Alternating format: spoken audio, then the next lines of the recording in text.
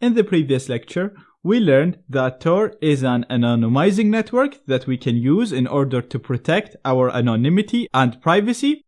We learned that it works because it has a number of computers or nodes connected to the network, and then when we send data through the network, it'll bounce over a minimum of 3 nodes before it goes to the destination. Now, I also mentioned in the previous lecture that Tor allows connected devices to host or to offer services. Now, these services can be a simple website, and because these websites are connected to Tor, they will benefit from the anonymity that Tor offers, and therefore they're usually referred to as Tor hidden services or onion services. So this diagram right here would usually look more like this in real life. So you'd have some nodes or relays which you can use in order to go to a certain destination on the internet.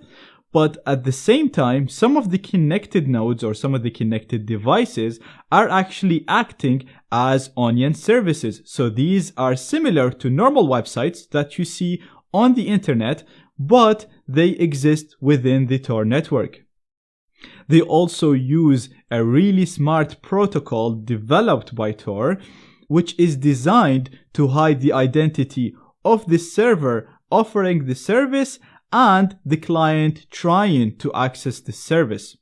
So whenever you try to access a Tor service at any point of time, both the client and the server offering the service do not know where or who the other party is. So let's say instead of trying to go to google.com, you try to go to this onion service right here. What's going to happen is you're going to connect to the Tor network. Again, connection right here is not encrypted by Tor, but the ISP, like I said, the internet service provider or any other entity trying to censor your connection, they won't be able to see that you're trying to access an onion service. They'll only be able to see that you're connecting to the Tor network. Then, once you're in the network, you're going to bounce your request over a random node. You're going to go to a second random node. And finally, instead of going to a third node, then out to the internet, to another website on the internet, on the surface web, you're going to stay within the Tor network and you're literally just going to go to your onion service. Now, whenever you try to communicate or connect to an onion service, the process is actually much more complex than what's shown in this diagram. It is done over a really smart protocol that is developed by Tor, so that when you connect to an onion service, you won't be able to see or get information about the server offering the service.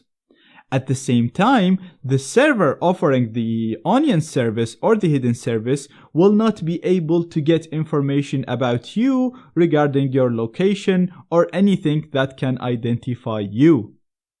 Again, all of this done in order to protect the privacy and anonymity of both the server offering the service and the user. Now, in the next lecture, I'm going to show you how to connect to Tor, how to access a hidden service, and you'll be able to understand this better.